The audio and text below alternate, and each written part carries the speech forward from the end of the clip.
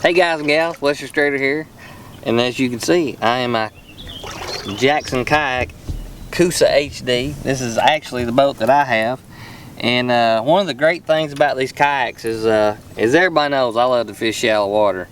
Well, you can get so shallow in this that it's scary how shallow you can get. You can get in those little hard to reach places.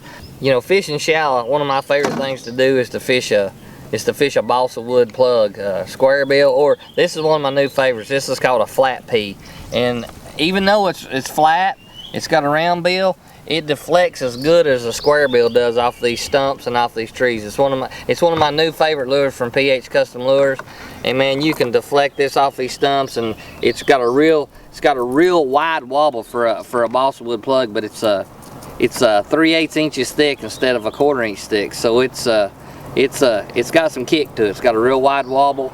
What I fish shallow and when I fish shallow. You know, anytime you're cranking wood, a lot of places you go don't have a lot of stumps, but it has laydowns. But there's a certain time when laydowns are better than stumps, and there's a certain time when stumps are better than laydowns. And one of the things that I like early in the spring is I like fishing stumps early in the spring on a flat.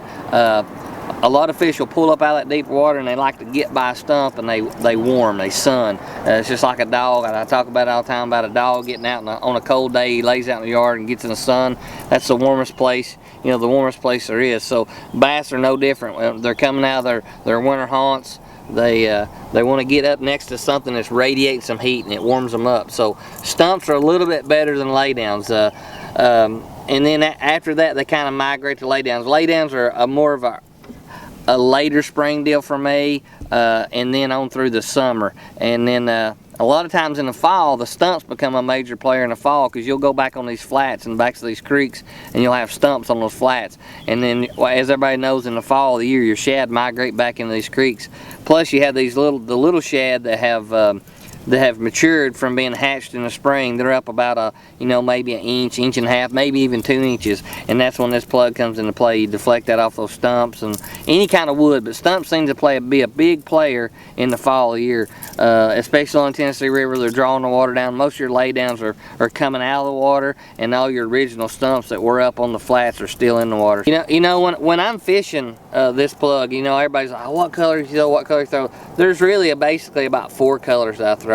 If I'm in a clear water situation early in the spring, I'm going to throw some type of red and chartreuse. If the water's muddy, I'm going to throw a chartreuse brown back, chartreuse black back, and then not my other choices like this. This is called something special, and it just mimics a shad. It's white. That's the 4 basic colors that I throw.